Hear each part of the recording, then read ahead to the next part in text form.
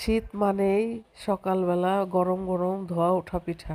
আসসালামু আলাইকুম, সবাই কেমন আছেন? আশা করি সবাই ভালো আছেন। আজকে আমার বোন পিঠা বানাইতেছে খুবই সুন্দর করে, আপনাদের সাথে তাই শেয়ার করলাম।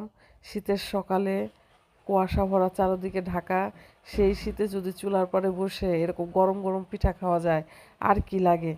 খুবই ভালো লাগছে। এদিক দিয়ে আব্দুল্লাহ পিঠা খাবে বলে নাচানাচি শুরু করছে। পিঠায় চুলায় দিল আমার বোন, ধোয়ায় ধোয়ায় গ্রানে গ্রানে চারদিকে মই মই করা শুরু।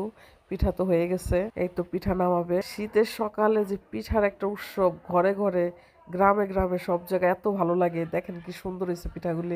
পিঠাগুলি দেখতে দেখতে এদিকে ছোট বাবুরা বসে রয়েছে, আব্দুল্লাহ বয়ে রয়েছে, আমার বাবায়, এই তো বাইজিৎ।